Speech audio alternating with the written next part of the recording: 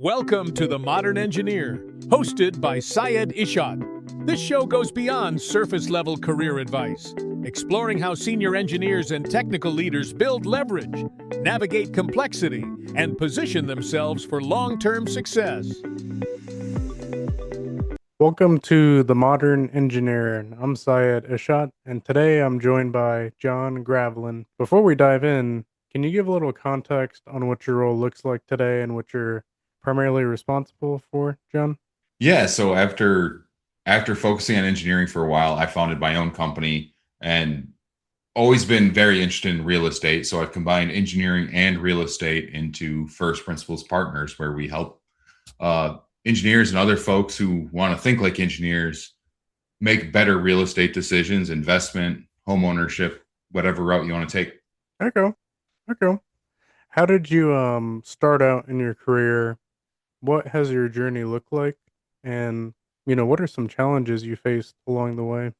Yeah, so I actually graduated my undergrad with a degree in physics. So I was excited about it at the time. It sounded like a really fun way to go. But then when I got into the job market, it was a little difficult because, it wasn't, it didn't check that immediate box of like, hey, it has engineering degree. I'm like, yeah, it's close enough. I was able to convince some folks of that. And then I ended up at starting my career at Ford and got into the prototype department there. And that was like the most exciting part of it, right? You get to work with all these amazing new products. One of the last products I worked on was, the new Bronco that just came out, a handful of years ago now. But, it was so exciting at the time, that there was people trying to take pictures of it. And, part of our responsibility was making sure that they were covered up with camo and everything else.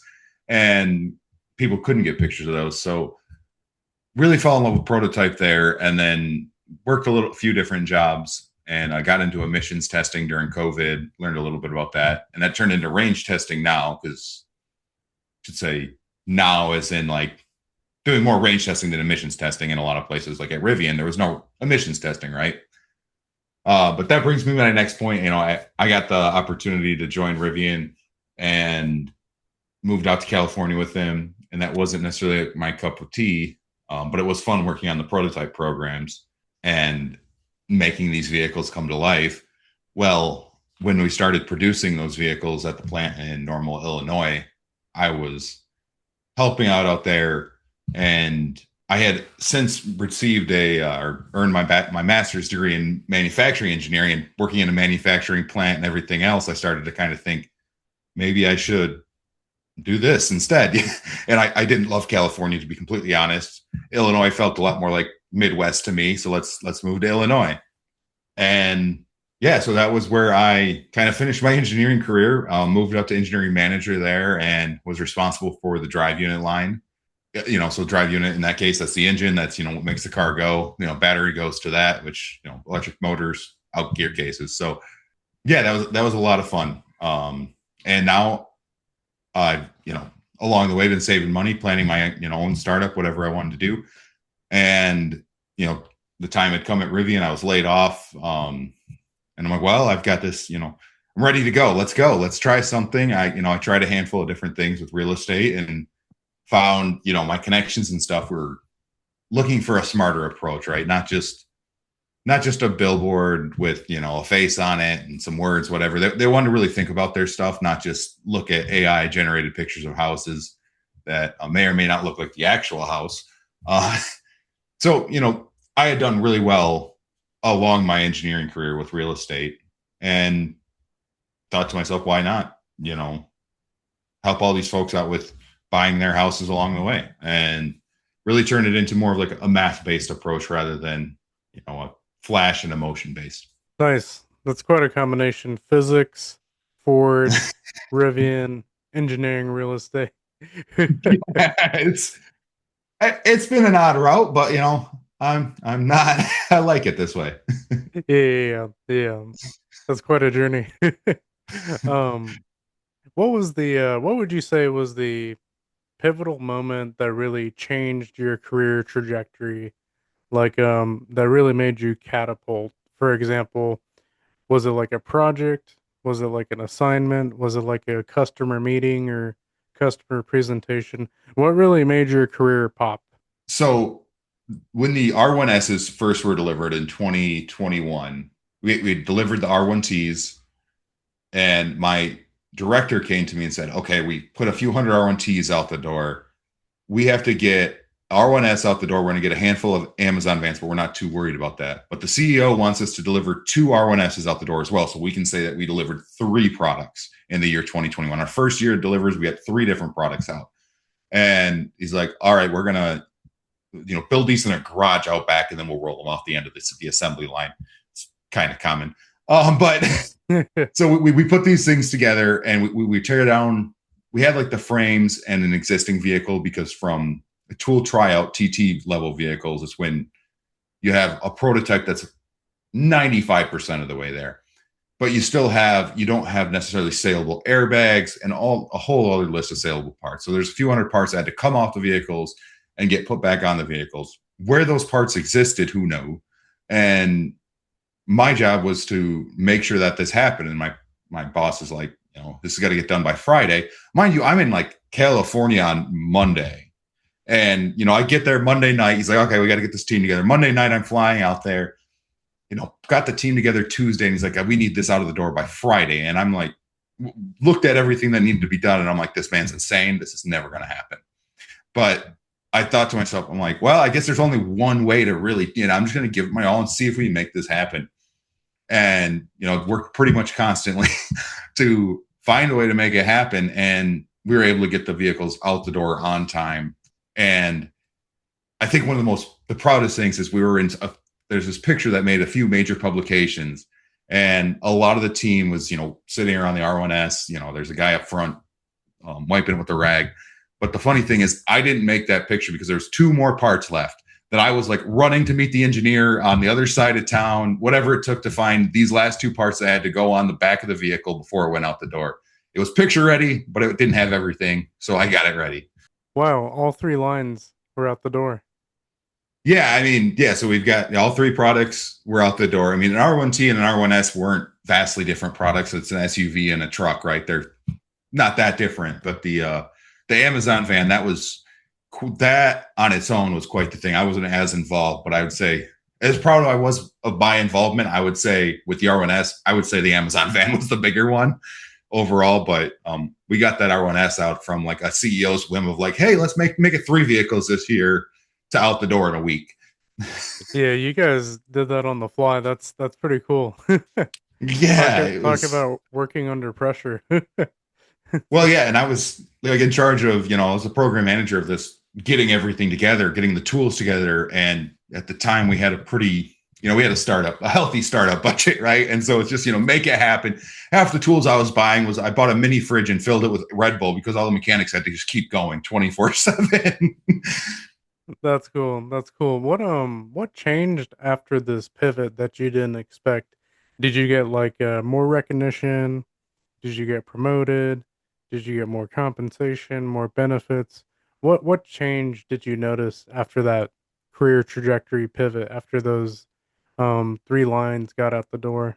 Yeah, honestly, it wasn't an immediate giant change. What I had realized was I had gotten so much more confident in myself. Like I said, I thought this guy was crazy. There's no way this is going to happen. But then I figured out how to make it happen, and I just got this boundless confidence. And at the time, I wasn't thrilled of living in California, and I kind of saw a way out. And I was like, well, what about, applying my skills here that I've been doing really well with already? We got these awesome projects out. And so I managed to pull a transfer out. So I actually might have gotten a small decrease in pay. But the funny thing was I moved from Michigan to California to Illinois. And in Michigan, I had a much higher cost of living. In California, I had a super high cost of living, right? I mean, anyone's familiar with that. And then Illinois was like the lowest cost of living I've ever experienced in my life, at least central Illinois. So I made more money than I did in Michigan, but I did have to take a slight pay decrease. But it was like, I think almost a real compensation raise of like 2x because of how cheap it was to live there. You get so like more of your earnings. Yeah.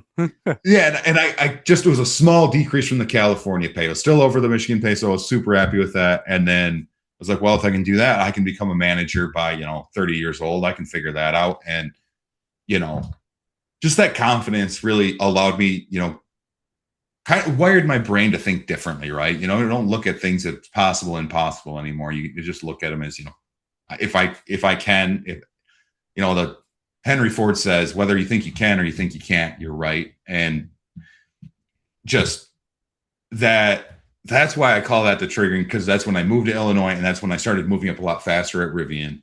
And then, yeah, it was, I was starting to plateau there, and, kind of writing on the wall, right? You start to see some things. I would say you hear some things, but, anyone who's been laid off, you don't hear things, you hear less. So you start to notice, and, started to plan and figured out my next move, and moved it from engineering manager to, founder CEO, right? And I really like that quote as well. Generic question, but an important one yes, for the yes. for the audience. How does someone listening achieve your level of success? I hate to keep beating the confidence over the head, but I think a lot of engineers, myself included, have imposter syndrome, right? We're all fairly smart, but there's always someone smarter than us, right? I worked with a lot of people smarter than me along the way, and you sometimes feel like you can't figure it out, or you'll never be as good as that guy or girl or whatever. There's all these. You're the only one that stops you from learning things, if you really put your mind to it. But you have to learn the right skills. So not only is it a confidence, but an openness to learning new skills, right? Because I went more technical, right? I got a physics degree, and maybe more technical, maybe not. But either way, I got farther away from the people skills earlier on. But then a few years into my career, figured out like I have to learn soft skills fast. These managers are, I'm not going to degrade, engineering managers. I was one of them too. But, they're not the smartest ones in the room. We know that. But figure out real quickly that these skills that I had to work on weren't the ones that weren't my physics skills, weren't my math skills. It was, how do I bring teams together? How do I get things done with other people? How do I put together a grander vision than I can accomplish myself, and leverage the folks around me to the skills, to the maximize of their skills. So, when I had a team of 20 some people, certain people got certain projects based on their skills, but also they would get projects that would build up their skills if there was a less hot project, something that the outcome wasn't super important, or it was kind of something that just needed to be done. You'd expand somebody's skills there, but things that, hey, it needs to be done now, it needs to be done right. You find the experts for that. So I would say confidence that you can do it, and then openness that the skills and the things that you're going to need to learn and improve aren't exactly what you think they're going to be, and you have to constantly pivot along the way. Yeah, absolutely. No, the soft skills, very important point you touched on, because that's something they really don't teach in college. I feel like you just immerse yourself into it in the real world, because especially a tech degree, you're always slammed by all the homework assignments, labs. You're kind of in your own world all the time. It's not truly until you get out and into the workforce you really start to feel the importance of those soft skills. I'm glad you touched on that. Yeah. Yeah, it's I miss the engineering, the hard stuff sometimes, but the soft skills are, fortunately or unfortunately, that's where the money's at, right? That's where the raises come from. Right. Well, John, it sounds like things are going well for you, and at a certain point, when someone reaches a certain level of success, they start thinking more intentionally about the future. Things like flexibility, optionality, or even passive income to complement what they're already doing. Is that something you've thought about?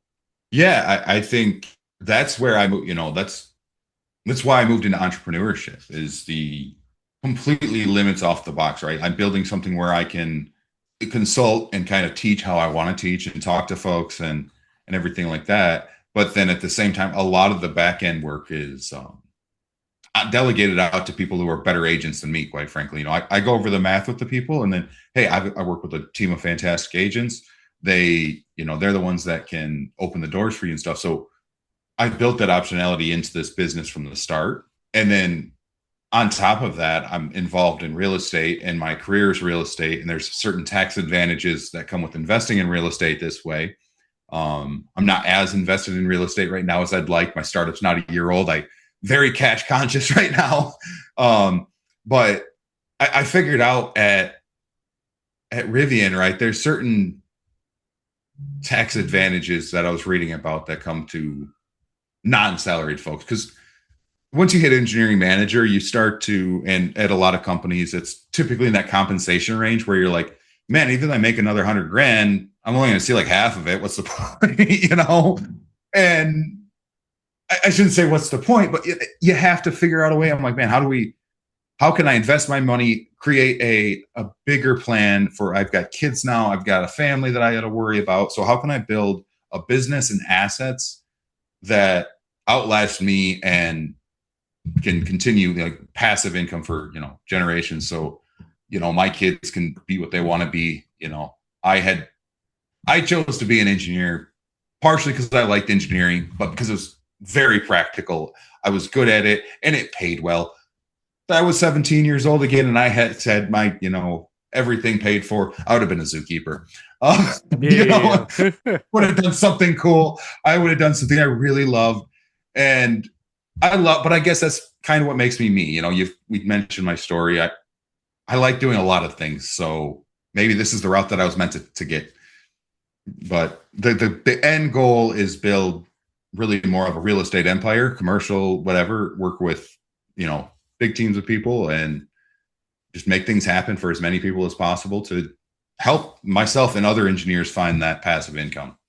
Yeah. No, it's shocking how many engineers in particular don't know about the tax advantages that they could be reaping and how much more of their salaries they could be keeping by turning to some things like real estate. It's quite shocking. It's quite shocking. Yeah, and I think that's what's frustrating, and that's what I was so frustrated about was real estate's presented as like this flashy emotional thing, right? It's not often presented in like a deterministic mathematical way, methodical way of like here's how you think about it. It's a bunch of guys screaming at you about calling a million phone numbers until someone agrees to sell your house for their house, and then you trade the contract and all this crazy stuff that they tell you on TikTok. But like some of that crazy stuff is mildly true, but it's just got more nuance and it doesn't create as exciting of a TikTok video. The nuance doesn't, but I live in the nuance and that's how I can help people, right? There's a handful of different ways. Once you start making 100, let's say 250 plus, there's a lot of things that you can do to invest your money, keep it elsewhere, and keep the government's hands off it. Absolutely. Absolutely. Um, Last question, John. If someone listening is early in their career, what is something you wish you knew sooner about success? What's something you really wish you knew much sooner? That most of the things in the future that you're scared of aren't going to be the problems in the future. So just do it. The problems I had in California, some were kind of predictable, some of them weren't. But I just did it. I was terrified of California. I still didn't like it, but still tried it and I found a way out. There's always another decision you can make in the future. And as terrifying as starting this business was, I can tell you all the reasons I had in my head for the last 3 or 4 years as like why not to start this business now were terrible reasons. They never came true. They never even come close to true. The real problems are coming now, and I'm figuring out how to solve those. But like, don't let your worry of the future affect how you're going to go forward because your worry of the future is not real. And you just like, kind of back to the confidence thing. You have to have the confidence in yourself to tackle the things that are going to come up because you can plan as much as you want for the things that you're going to worry about, and you can you have to make sure you have a plan and contingencies. But at the same time, just doing it is you're going to learn far more a lot faster and find the real problems and solve the real problems rather than wasting time worrying about non-real problems. Just do it. Yeah. Nike said it better. Yeah. Yeah. Well, John, I really appreciate you sharing your perspective today. And thanks for tuning in to The Modern Engineer. I'll see you in the next episode. Thanks for having me, guys. Thanks for listening to this episode of The Modern Engineer with Syed Ishad. If this episode resonated, make sure to subscribe and share it with others. And if you bring a unique perspective on leverage and long-term positioning, you can learn more about being considered for the show in the links below.